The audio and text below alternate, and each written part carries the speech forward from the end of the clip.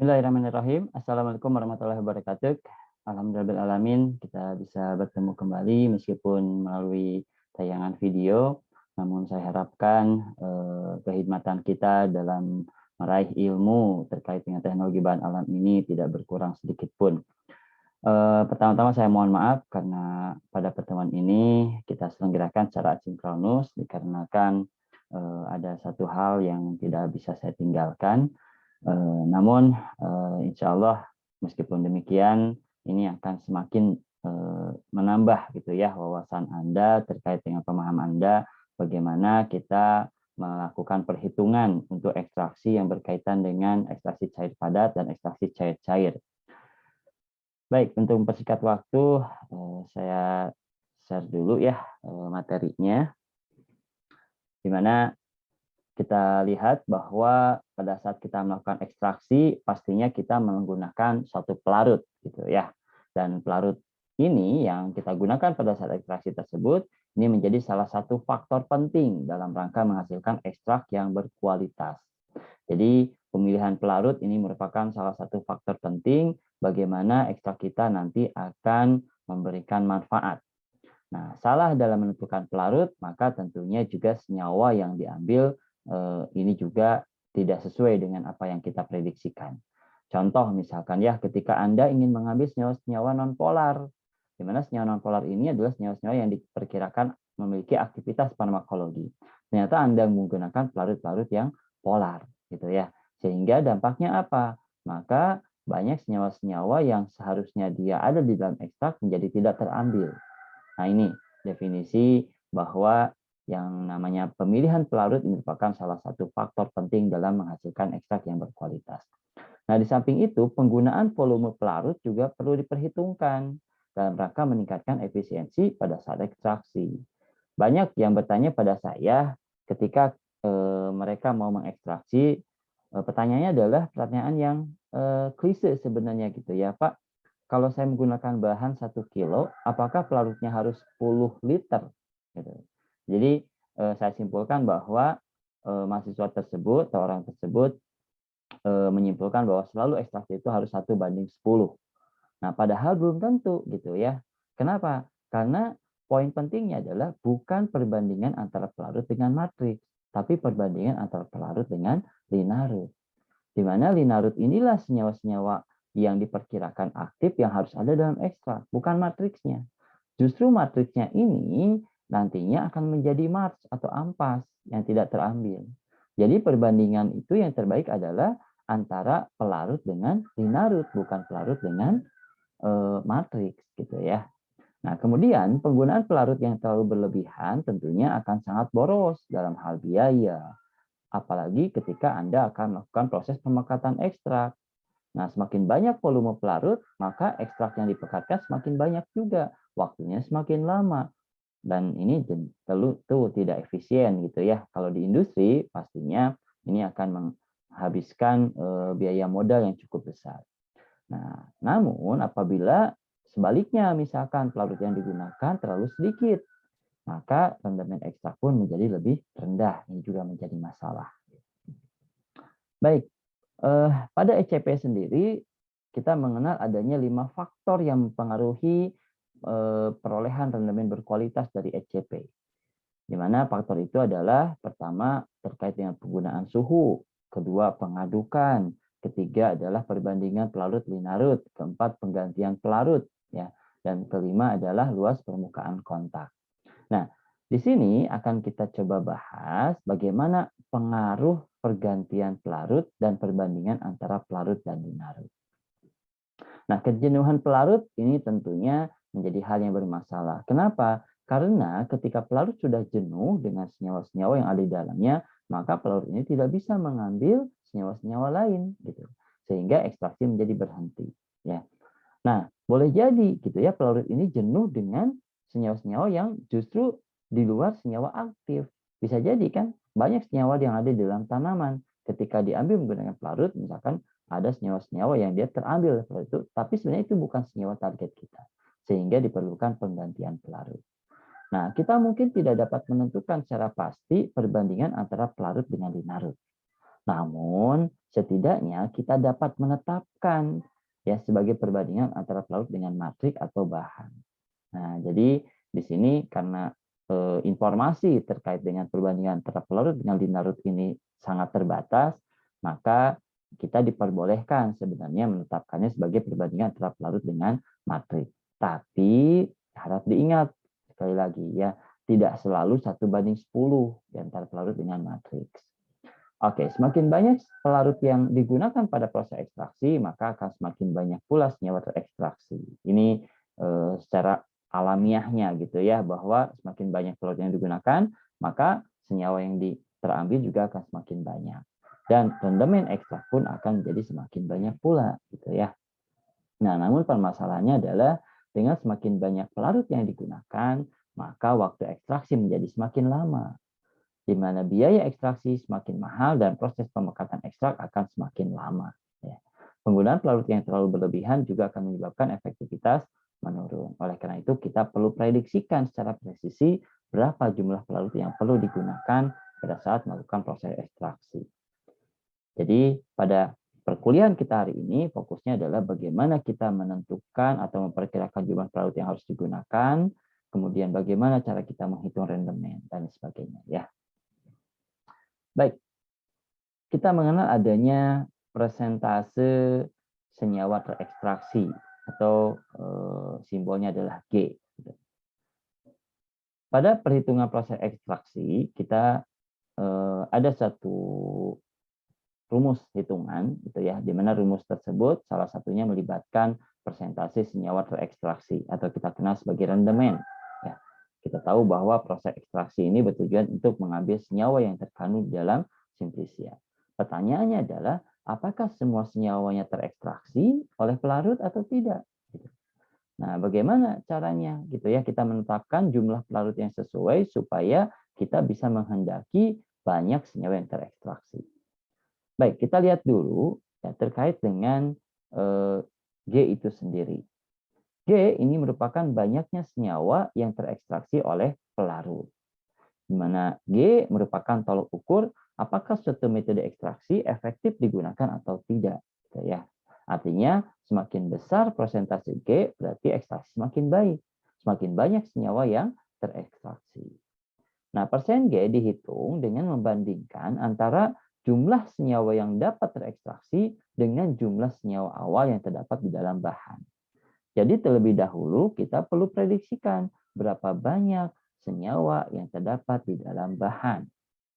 Nah, kemudian persen G ini dihitung dengan cara menetapkan senyawa terekstraksi per senyawa total dalam bahan dikalikan 100%. Ini mungkin contohnya ya, terkait dengan bagaimana kita menghitung G. Dalam 1000 gram simplisia diketahui mengandung 5% senyawa aktif alkaloid misalkan ya. Jadi dalam 1 kilo ini terdapat 5% senyawa aktif. Berarti kalau 5%-nya 5 kali 1000 ya, sama dengan 50 gram. Artinya di dalam bahan itu terdapat senyawa awal alkaloid adalah 50 gram. Nah, setelah diekstraksi, ternyata diperoleh kandungan senyawa kimia dalam ekstrak adalah 45 gram. Jadi, dari 50 gram senyawa, ternyata yang terambil hanya 45 gram. Nah, maka berapa rendemennya atau persentase G-nya? Maka G-nya sama dengan senyawa terekstraksi per senyawa total dalam bahan kali 100%. Di mana tadi senyawa terekstraksinya adalah 45, kemudian senyawa total dalam bahan adalah 50. Dari mana 50? 5% kali 1000. Maka totalnya adalah 90%. Sehingga bisa kita simpulkan bahwa banyaknya senyawa yang terekstraksi atau senyawa alkaloid yang terambil pada proses ekstraksi ini adalah 90%. Bisa dipahami ya sampai sini. Oke. Kemudian berikutnya ada juga salah satu parameter yang digunakan pada saat kita menghitung jumlah pelarut yang nanti akan digunakan pada saat ekstraksi, yaitu kuantitas pelarut pengekstraksi. Di mana kita tahu bahwa salah satu faktor yang mempengaruhi metode ekstraksi cair padat adalah perbandingan antara pelarut dan linarut. Ya, semakin besar pelarut yang digunakan, maka senyawa yang tereaksi juga semakin banyak. Nah, Jumlah pelarut yang digunakan pada proses ekstraksi ini dipengaruhi oleh beberapa faktor. Pertama adalah tetapan maserasi, kedua target jumlah senyawa yang akan terekstraksi, ketiga kemampuan bahan menyerap pelarut. Nah, target jumlah senyawa yang terekstraksi ini biasanya kita sebutkan sebagai G. Jadi, saya ingin mengekstraksi kurang lebih 80% lah dari senyawa yang ada di dalam bahan, misalkan, atau 90%. Nah, ini adalah target jumlah senyawa yang akan terekstraksi. Nah, semakin banyak pelarut yang digunakan, meskipun mampu mengambil senyawa sebanyak-banyaknya, namun akan berdampak pada biaya yang dikeluarkan yang juga akan semakin besar. Ya. Kemudian kita mengenal di sini ada perbandingan antara pelarut terhadap linarut, di mana perbandingan antara pelarut terhadap linarut diekspresikan sebagai perbandingan antara pelarut yang digunakan terhadap jumlah bahan yang akan diekstraksi. Dan ini kita simbolkan sebagai Ln. Nah, Lm ini mengindikasikan banyaknya proporsi pelarut yang digunakan pada suatu proses ekstraksi dihitung terhadap satu bagian simplisia. Jadi sekali lagi, Lm ini adalah banyaknya proporsi pelarut atau total pelarut yang digunakan pada suatu proses ekstraksi dihitung terhadap satu bagian simplisia. Maka Lm ini dirumuskan sebagai total pelarut per massa bahan. Ini contoh hitungannya terkait dengan Lm. Ya. 200 gram bahan simplisia ini akan diekstraksi dengan 1000 ml etanol. Maka berapa Lm-nya? Nah, kita lihat simplisia yang digunakan adalah 200 gram. Adapun etanol ini sebagai pelarut yang digunakan adalah 1000 gram. Lm adalah perbandingan jumlah pelarut gitu ya yang digunakan untuk mengekstraksi untuk setiap bagian simplisia. Berarti secara rumus Lm ini adalah volume pelarut per jumlah bahan. Di mana total pelarutnya adalah 1000, jumlah bahannya adalah 200, maka Lm-nya adalah 5. Nah, di sini Lm ini tidak ada satuannya ya. Meskipun kalau seandainya kita lihat satuannya sebenarnya adalah miligram per mililiter per gram. Namun pada hitung-hitungan biasanya Lm ini juga jarang diberikan satuan. Nah, kemudian kita juga mengetahui bahwa setiap matris atau bahan simplisia ini mampu menyerap pelarut. Jadi bahan simplisia ini memiliki sifat higroskopisitas yang tinggi, di mana dia mampu menyerap sejumlah pelarut ketika dia dicampurkan dengan suatu pelarut. Hal ini dikarenakan adanya proses difusi atau rinsing pelarut ke dalam sel untuk melarutkan bahan. Nah, kemampuan setiap bahan untuk menyerap pelarut ini sangat bergantung pada jenis dan tekstur bahan. Kita lihat contoh gitu ya. Beberapa bahan jenis daun dan bunga ini memiliki tekstur yang lunak, sehingga pelarut mudah berdifusi ke dalam sel. Nah, karena pelarut mudah berdifusi ke dalam sel, maka banyak pelarut yang terserap oleh bahan tersebut. Oleh karena itu, biasanya bahan daun saat dicampurkan dengan pelarut ini akan langsung mengembang. Hal ini akan berbeda jika bahannya adalah akar atau biji yang memiliki tekstur lebih keras sehingga pelarut sulit berdifusi ke dalam sel. Maka kalau kita melarutkan akar atau biji, tidak seperti melarutkan daun, di mana akar atau biji sulit mengembang. Ya. Oke, kecuali biji tertentu ya, mungkin ada biji serasi, nah itu mungkin bisa mengembang ya. Namun sebagian besar biji dan akar karena teksturnya keras, maka memang berbeda seperti halnya daun atau bunga ya. Oke, kemudian faktor lainnya gitu ya terkait dengan yang mempengaruhi kemampuan setiap bahan untuk menyerap pelarut ini adalah kandungan air dalam bahan. Di mana air di dalam bahan ini akan menghalangi masuknya atau berdifusinya pelarut organik ke dalam sel, terkhusus pelarut organik yang tidak bercampur dengan air. Sehingga biasanya pada saat kita melakukan ekstraksi, sebisa mungkin air ini dihilangkan. Dengan cara apa? Minimal ditiriskan atau minimal kita keringkan gitu ya dengan menggunakan pengering lemari pengering seperti itu. Nah, Semakin banyak air yang terkandung di dalam bahan, maka ini akan menghalangi pelarut-pelarut organik untuk masuk ke dalam bahan tersebut. Maka senyawa yang terekstraksi juga akan semakin sedikit. Gitu. Jadi kenapa kita perlu mengeringkan bahan sebelum diekstraksi. Coba nanti Anda perhatikan ya, pada saat Anda mengekstraksi menggunakan bahan-bahan segar atau bahan yang tidak dikeringkan, maka rendemennya akan rendah. Kenapa rendemennya rendah? Karena pada saat Anda menimbang, di situ sudah ada air. Gitu. Nah, jadi air juga ikut tertimbang. Oke. Banyaknya pelarut yang diabsorpsi oleh satu bagian bahan, ini disimpulkan sebagai X. Jadi kita kenal tadi bahwa bahan simplisia karena higroskopis maka dia mampu menyerap pelarut. Dan banyaknya pelarut yang diabsorpsi oleh bahan, ya itu kita simbolkan sebagai X. Sehingga X ini kalau kita simpulkan rumusnya adalah jumlah pelarut terserap per jumlah simplisia. Gitu ya. Ini contoh. 200 gram bahan simplisia diketahui mampu menyerap 40 gram pelarut atau kita kenal sebagai menstrum. Maka berapakah X dari simplisia tersebut? Nah, kalau kita perhatikan, bahan yang digunakan adalah 200 gram. Setiap 200 gram ini mampu menyerap 40 gram pelarut.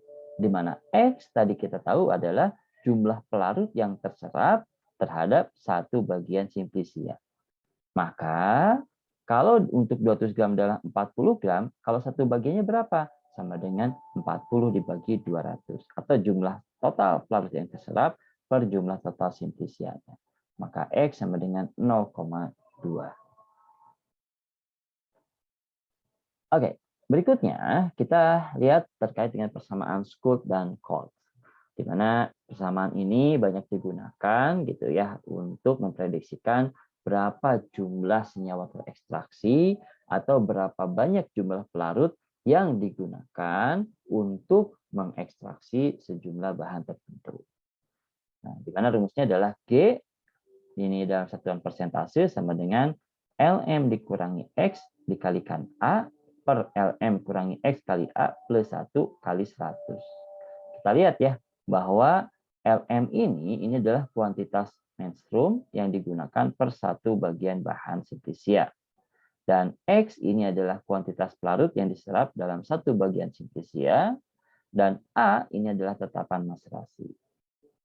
Dan G ini tadi sudah kita kenal ya rendemennya. Gitu ya. Berapa sih rendemen yang kita harapkan? Nah, yang bermasalah pada saat ekstraksi sebenarnya adalah ini A, di mana tetapan maserasi ini berbeda-beda untuk setiap bahan. Sayang gitu ya, data terkait dengan tetapan maserasi ini masih sangat terbatas, sehingga memang tidak semua bahan itu terdapat keterangan tetapan maserasinya. Dan perlu diperhatikan juga, persamaan ini biasanya digunakan pada saat proses ekstraksi dilakukan tanpa disertai dengan proses pengepresan. Jadi ketika kita melakukan ekstraksi tanpa dilakukan proses pengepresan, gitu ya, maka persamaan ini yang digunakan. Kalau seandainya dilakukan proses pengepresan, maka mungkin persamaannya agak berbeda, ya. Oke. Kita langsung masuk ke contoh terkait dengan ekstraksi cair padat ini, gitu ya. Kita lihat ada satu soal di mana 2000 gram bahan simplisia, ini simplisia kering tentunya ya, diketahui mengandung senyawa aktif sebesar 5%. Nah, jika diharapkan proses ekstraksi mampu menarik 80% senyawa aktif dari bahan, di mana setiap 200 gram simplisia mampu menyerap 60 gram pelarut, serta tetapan maserasinya adalah 0,5, maka tentukan berapa banyak pelarut yang dibutuhkan untuk proses ekstraksi tersebut. Oke, di sini yang ditanyakan adalah pelarut yang digunakan. Ya, di mana kita lihat apa yang diketahui ya. Bahan berapa banyak yang digunakan? 2 kilo atau 2000 gram. Kemudian di dalam bahan terdapat 5% senyawa. Berarti 5% dari 2000 ya ini sama dengan 100 gram. Betul ya? Jadi 5% dari 2000 gram adalah 100 gram. Jadi secara simpulan bahwa di dalam simplisia ini terdapat 100 gram senyawa aktif.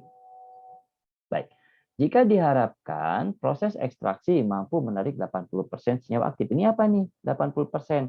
Ini adalah G atau persen senyawa terekstraksi atau rendemen. Baik, berarti yang tertarik adalah 80%. Berapa sih 80% itu gitu ya?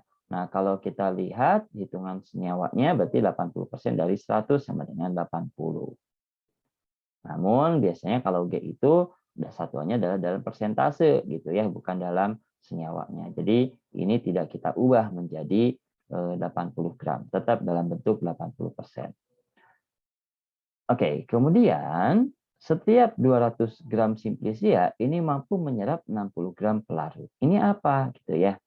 Nah, ini adalah X, di mana X ini adalah jumlah total pelarut yang terserap untuk setiap 1 gram simplisia atau 1 bagian simplisia. Berarti X-nya adalah 60 per 200 ya.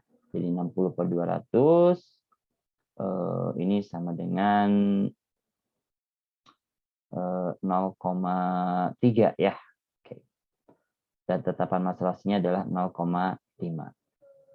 Baik, kita lihat sekali lagi ini yang diketahui sebagai bahan, di mana bahan ini mengandung senyawa aktif 5%. Jadi 5% dari 2000 kita tahu adalah 100 gram. Nah, namun di sini kita lihat bahwa proses ekstraksi ini mampu menarik 80% senyawa aktif dari bahan. Kemudian ini juga ada informasi lain ya. Nah, ini kan yang ditanyakan adalah berapa banyak pelarut yang dibutuhkan untuk proses ekstraksi. Nah, dari mana total pelarut ini bisa muncul?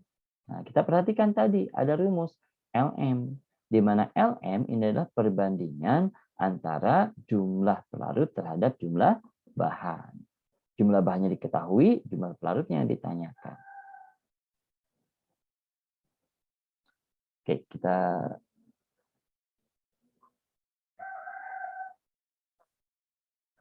baik. Bagaimana cara kita menjawabnya? Kita lihat. Diketahui massa bahan tadi adalah 2 kilo ya atau 200 gram. Nah, kemudian di dalam 200 gram ini terdapat 5% senyawa, yakni ada 100 gram senyawa. Dan kalau kita perhatikan dari soal bahwa sudah diketahui nih berapa banyak senyawa yang terekstraksi atau persen G, yakni 80%. Dan X ini adalah 60 per 200 gram sama dengan 0,3. Dan A sama dengan 0,5 atau tetapan masalahnya. Nah, di sini kita tidak melihat adanya LM ya. Karena LM inilah yang ditanyakan gitu ya. Jadi berapa banyak jumlah pelarut yang digunakan itu adanya di LM. Oke. Pertama, kita lihat rumusnya adalah G sama dengan, atau G ini dalam bentuk persen ya, LM dikurangi X kali A per A kali LM kurangi X plus 1 kali 100%. Nah, berarti di mana G-nya adalah 80%, kemudian LM-nya kita cari, dan X-nya 0,3, A-nya 0,5, maka kita masukkan dulu persamaan seperti ini. Nah, kemudian ini kan 80%, ini 100%.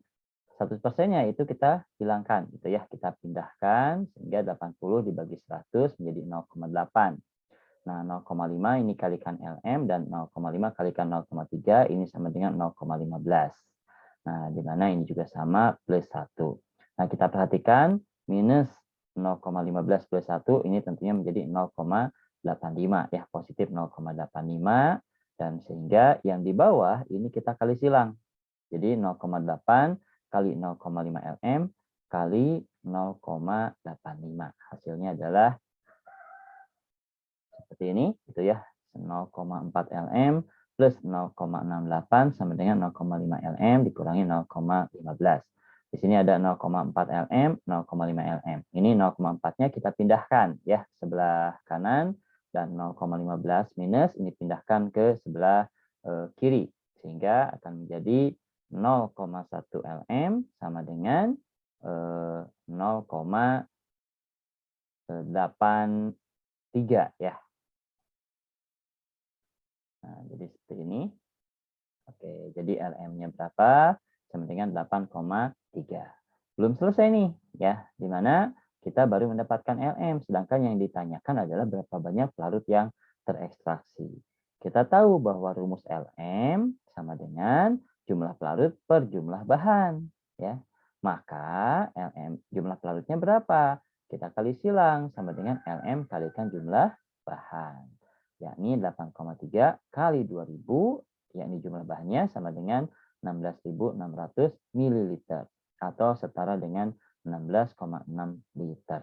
Sehingga untuk bisa mengekstraksi 2000 gram senyawa bahan yang di dalamnya terdapat 100 gram senyawa, dibutuhkan pelarut sebanyak 16,6 liter. Ya.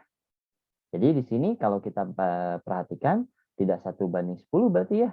Berarti kalau 2 kilo di sini hanya 16,6 liter. Harusnya kalau 1:10 berarti kan kalau di sini 2 kilo berarti kan harusnya 20 liter. Jadi disinilah kenapa pentingnya kita memahami bagaimana kita memprediksikan suatu reaksi. Memprediksikan bagaimana kita menetapkan jumlah senyawa yang dibutuhkan. Baik, itu adalah untuk perhitungan ekstraksi cair padat. Nah, bagaimana dengan ekstraksi cair-cair? Nah, di ekstraksi cair-cair itu kita mengenal ada dua istilah ya. Yang pertama adalah rafinat, ini adalah bahan yang nanti akan diekstraksi, dan ekstraktan ini adalah pelarut pengekstraksi. Jadi Anda harus mengenal dua hal istilah ini. Yang pertama adalah rafinat, yakni bahan yang akan diekstraksi, dan ekstraktan bahan yang akan mengekstraksinya. Nah, perlu menjadi perhatian kita juga bahwa syarat dari suatu ekstraksi cair-cair adalah antara pelarut dengan rafinat tidak boleh bercampur. Sehingga di sini kita tidak menggunakan pelarut organik, ya, tidak menggunakan pelarut etanol, ya. Nah, kenapa pelarut etanol tidak digunakan? Karena dia adalah pelarut universal. Nah, adapun supaya rafinat ini bisa bercampur dengan pelarut-pelarut organik yang non-polar maupun semipolar, maka rafinat ini kita campurkan dengan air. Sehingga pada ekstraksi cair-cair, maklum kita akan campurkan dulu bahan itu dengan air. Baik, pada ekstraksi cair-cair ini kemampuan satu senyawa bisa terekstraksi itu sangat bergantung pada angka konstanta partisi atau dinamakan konstanta distribusi. Nah, apa itu konstanta partisi? Nah, konstanta partisi ini adalah perbandingan antara konsentrasi senyawa di pelarut organik terhadap konsentrasi senyawa di rafinat. Nah, siapa itu pelarut organik? Pelarut organik ini jelas ini adalah pengekstraktan atau ekstraktannya ya. Sedangkan rafinatnya ini adalah ekstrak yang sudah ditambahkan air. Adapun konstanta distribusi adalah perbandingan antara konsentrasi rafinat terhadap konsentrasi organik. Nah, apa sih maksud dari KP dan KD ini gitu ya? Kita lihat yang KP, koefisien partisi ini. Artinya ketika ada KP sama dengan 0,5 dalam kurung N heksana air.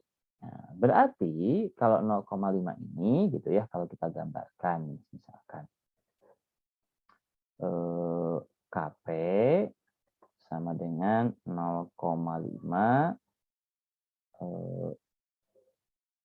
N heksan banding air. Maka Anda bisa melihat bahwa 0,5 ini kan setara dengan 0,5 per 1. Di atasnya N heksan, di bawahnya air. Berarti kalau kita lihat di sini, kelarutan senyawa di air ini akan lebih besar dibandingkan kelarutan senyawa di N heksan. Maka ketika ada Kp 0,5 di mana dalam kurung N heksan terhadap air gitu ya, maka senyawa ini jelas tidak akan terekstraksi oleh N heksan. Kenapa? Karena senyawa ini dia cenderung lebih larut di air. Kelarutannya lebih besar di air dibandingkan N heksan. Begitu ya. Jadi ini kenapa suatu senyawa koefisien partisi ini penting pada saat kita akan melakukan perhitungan ekstraksi cair-cair. Baik, penggunaan koefisien partisi ataupun koefisien distribusi ini tentunya ke depannya akan menentukan jumlah pelarut yang akan menentukan jenis rumus yang digunakan. Nah, kalau Anda menggunakan koefisien partisi di mana KP ini sebenarnya C organik per C rafinat, maka rumus yang digunakan adalah ini, yakni W sama dengan W0 kali V rafinat per Kp kali V ekstraktan per N plus V rafinat. Pangkat N. Apa ini N? Gitu ya. N ini adalah frekuensi ECC. Jadi kalau ECC-nya sekali, ya berarti ini sekali. Kalau ECC-nya 2 kali, berarti ini 2. Dan Kp ini sendiri adalah konstanta partisi, V rafinat adalah volume bahan gitu ya, yang sudah dicampur air tadi, V ekstraktan adalah volume ekstraktan, ini juga V rafinat sama ya. Adapun kalau kita menggunakan rumus konstanta distribusi yang ini ya, maka rumus yang kita gunakan adalah ini, di mana konstanta distribusi, di mana W sama dengan W0 dikalikan konstanta distribusi D kali V rafinat per KD kali V rafinat plus V ekstraktan bagi N pangkat N. Apa W? W ini adalah jumlah senyawa yang terekstraksi. Nah, W ini adalah jumlah senyawa yang tersisa, gitu ya. Jadi bukan senyawa yang terekstraksi, artinya gini. Ketika ada 20 gram senyawa di dalam rafinat, kemudian yang terekstraksinya adalah 19, maka W-nya adalah 1. Jadi W ini adalah jumlah senyawa yang tersisa. Nah, yang mana rumus yang bisa kita gunakan? Dua-duanya, gitu ya. Anda boleh menggunakan rumus yang manapun selama Anda pahami. Kalau Anda menggunakan metode yang koefisien partisi, di mana C organik per C rafinat, maka gunakan rumus yang satu ini. Tapi kalau Anda menggunakan koefisien distribusi, di mana itu adalah C rafinat per C organik, maka gunakan rumus ini. Gitu ya. Oke, kita langsung masuk ke soal. Kita lihat di sini ada 200 gram ekstrak. Ini diperkirakan mengandung 75% senyawa. Berarti dari 200 gram mengandung 75%. Berarti kita tahu senyawanya adalah 75 dikalikan 200 dibagi 100 ya. Sama dengan 150 gram senyawa berarti ya. Oke, di dalam ekstrak ini ada 150 gram senyawa. Dan sifatnya adalah semipolar. Ekstrak tersebut selanjutnya difraksinasi dengan ECC skala 1 liter. Jadi menggunakan corong pisah yang skalanya adalah 1 liter. Nah, 100 gram ekstrak terlebih dahulu dilarutkan dengan 250 ml air. Selanjutnya di ECC dengan 1000 ml pelarut etil asetat. Dan jika koefisien partisi senyawa aktif di dalam ekstrak adalah 0,25, air etil asetat gitu ya.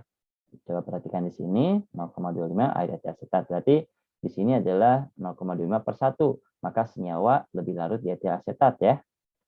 Maka berapa banyak senyawa yang akan terekstraksi jika dilakukan dengan frekuensi 2 kali dan 4 kali. Jadi N-nya itu 2 dan 4. Kita lihat. Ini adalah konstanta distribusi. Di mana konsentrasi senyawa di rafinat per konsentrasi senyawa di etil asetat.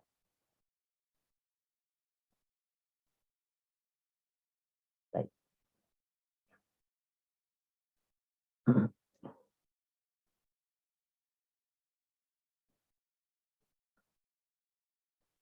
Kita lihat ya.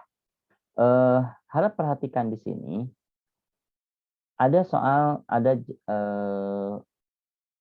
hitungannya menjebak. Kita lihat. Diketahui bahwa massa ekstrak ini adalah 200 gram. Tapi yang di ECC tidak semuanya. Karena yang di ECC adalah hanya 100 gram. Makanya di sini yang di ECC itu 100 gram. Jadi yang dihitung itu adalah yang di ECC-nya. W0-nya itu. Gitu ya. Nah, jadi 100 gram dikalikan 75% sama dengan 75 gram. Jadi bukan yang 200 gram. Jadi kalau total dalam 200 gram berarti kan ada 150 gram senyawa ya.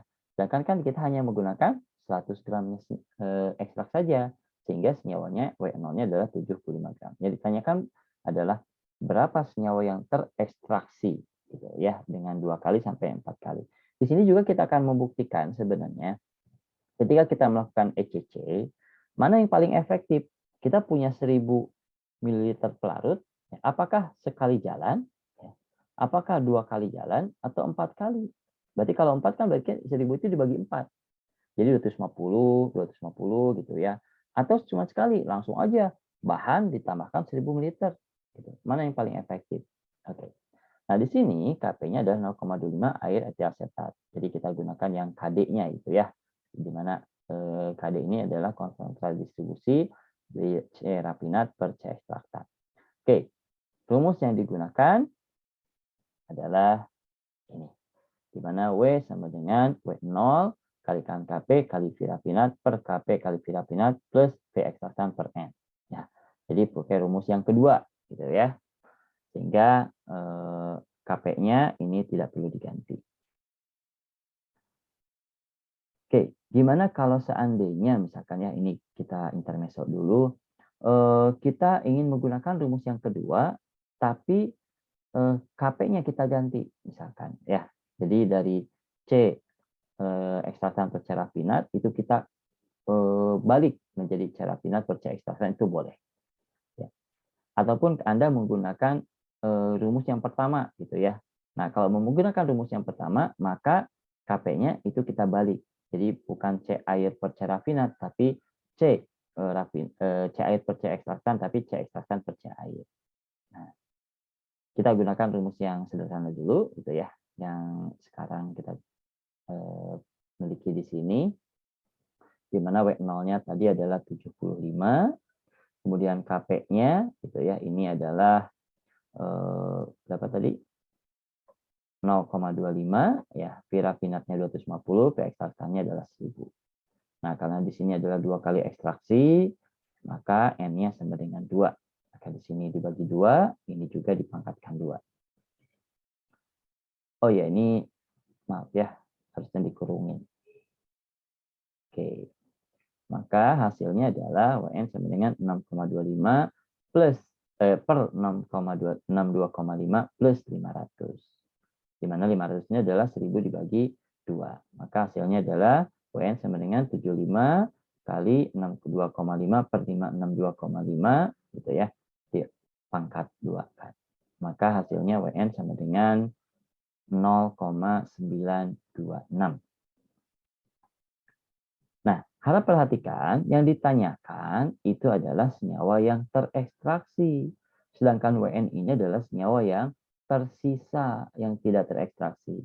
Maka senyawa terekstraksi jelas ini adalah W0 dikurangi WN. Yakni ya, 75 dikurangi 0,926 sama dengan 74,074 gram. Atau setara dengan 98,77%. Ini kalau kita melakukan ekstraksinya 2 kali, artinya dengan menggunakan corong pisah gitu ya, dari 1000 ml pelarut itu kita bagi 2, yakni sekali dengan 500, sekali kedua dengan 500. Bagaimana kalau dengan yang 4? Nah, dengan yang 4 ini dengan cara yang sama kita perhatikan, maka jumlah senyawa terekstraksi itu adalah 74,88 gram atau setara dengan 99,84%. Sehingga di sini kita bisa lihat gitu ya, ternyata pada ekstraksi cair-cair ya, semakin proses ekstraksinya kita lakukan secara berulang, ya, ini menghasilkan senyawa yang lebih baik, lebih banyak dibandingkan dengan ekstraksi yang frekuensinya hanya lebih sedikit. Sehingga kalau Anda punya 1000 ml pelarut mau lakukan ekstraksi cair-cair, maka tidak efektif sebenarnya kalau kita langsung menggunakan 1000 ml pelarut ini langsung dicampurkan ke dalam bahan. Ya. Nah, yang terbaik adalah semakin sering kita membaginya, jadi semakin sering kita melakukan reekstraksi, maka semakin banyak senyawa yang terekstraksi. Meskipun jumlah pelarutnya adalah sama, gitu ya. Di sini kan totalnya kan sama-sama pelarutnya 1000, ini juga 1000. Tapi kenapa hasilnya bisa berbeda? Nah, rumus ini yang berperan. Secara teoritis, maka proses 4 kali frekuensi ekstraksi dengan SCC itu jauh lebih baik dibandingkan hanya dengan 2 kali ekstraksi. Apalagi dibandingkan dengan 1 kali ekstraksi, maka jauh lebih baik yang 4. Baik, saya rasa itu gitu ya materi terakhir kita sebelum menuju ke UTS. Silahkan Anda pelajari baik-baik dan secara berulang materi ini dan harap diingat pada UTS nanti Anda akan mendapatkan 2 tipe soal. Tipe pertama adalah soal pilihan ganda, kurang lebih 60 soal, dan soal kedua adalah uraian berupa hitungan 2 soal.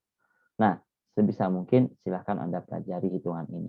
Dan jangan lupa ya, ada tugas yang harus Anda kerjakan, itu sebagai saran Anda untuk berlatih.